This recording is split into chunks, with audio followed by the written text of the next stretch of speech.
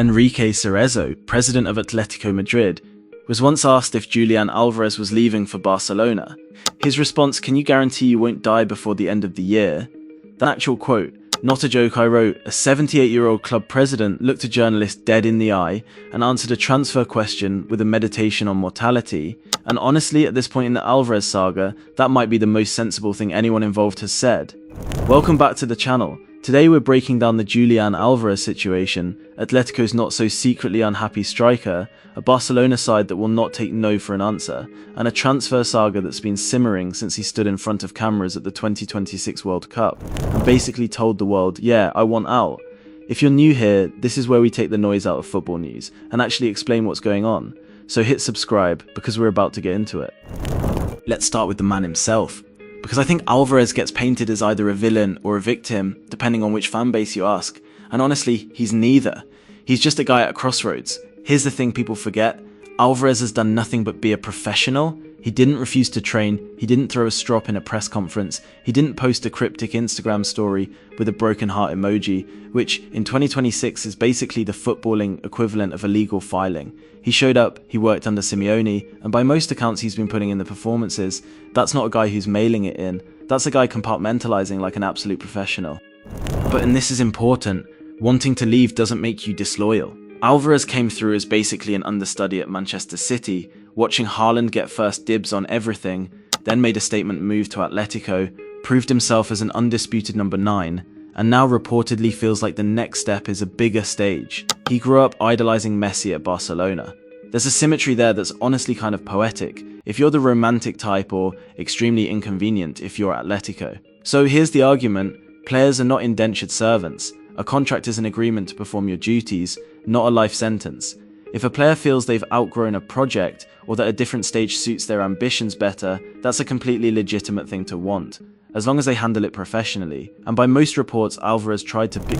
Sources say he actually sat his own club down and told them directly. This isn't a guy hiding behind his agent, this is a guy trying to be, in his own words, honest about where his head's at. Now let's flip it, because Atletico Madrid are not the bad guys here either. No matter how stubborn they look in every headline, put yourself in Atletico's shoes for a second. You spent significant money to bring in a striker from Manchester City's bench.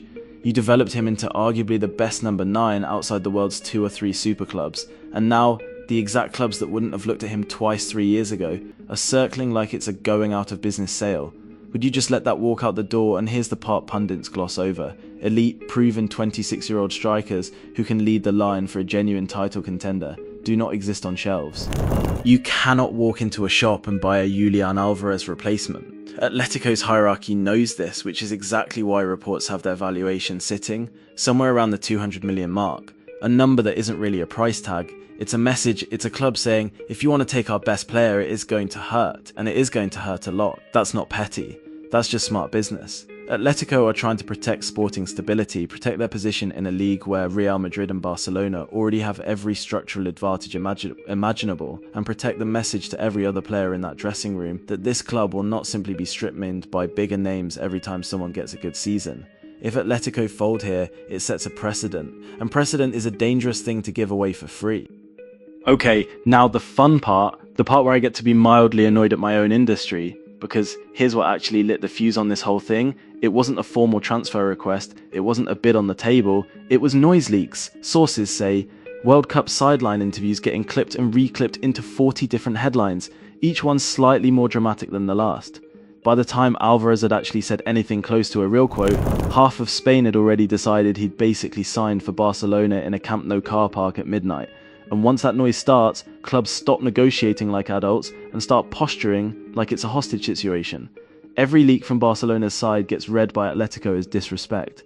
Every stubborn quote from Atletico's directors gets read by Barcelona's fans as typical Atleti nonsense, Cerezo doing his little mortality bit to the press. That's not really an answer.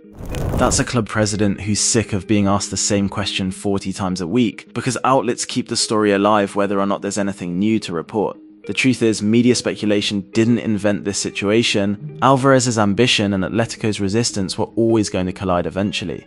But the early leaks absolutely poured gasoline on it.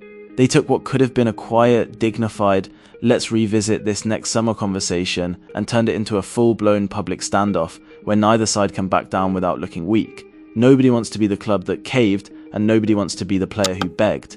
So both sides just dig in. Great for headlines, terrible for actually resolving anything. So where does this actually go? Here's my honest take. There's no villain in this story. I know that's a boring take for a YouTube video with a big dramatic thumbnail. I'm aware of the irony, but it's true. Álvarez wants to progress his career at the highest possible level. That's not selfish, that's just what elite competitors do. Atletico want to protect the asset they built, the project they're running, and the message they send to their whole squad. That's not stubbornness, that's just what well-run clubs do. Two completely reasonable parties wanting two things that happen to be incompatible right now. That's it, that's the whole drama. And honestly, football's given us the blueprint for how this ends. Remember Coutinho at Liverpool? Wanted out. Liverpool said no, dug their heels in, kept him for months while he trained, and credit to him, mostly behaved, and then on Liverpool's terms, at a number Liverpool were happy with, they let him go. Nobody remembers that as some ugly falling out. It's remembered as a smart club managing a tricky situation with patience instead of panic. That's probably the roadmap here. Atletico keep Álvarez, possibly through this window, possibly longer squeeze every bit of value and performance out of him while he's still theirs, and eventually, when the number is right and the timing suits Atletico rather than Barcelona, they let him go on their terms, not because they were forced, because it made sense. Is that satisfying for the fans who want a decision today? No? Is it realistic? Almost certainly.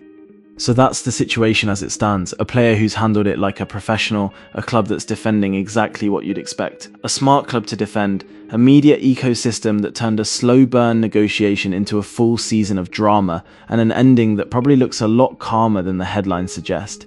If you enjoyed this breakdown, do me a favor and hit that subscribe button. I've got more of these transfer deep dives coming, and trust me, this saga is nowhere near finished, so you're going to want to be here for it. Drop a comment and tell me, does Álvarez get his moves this summer, or is Atletico digging in for another year? I read every single one, thanks for watching, I'll see you in the next one.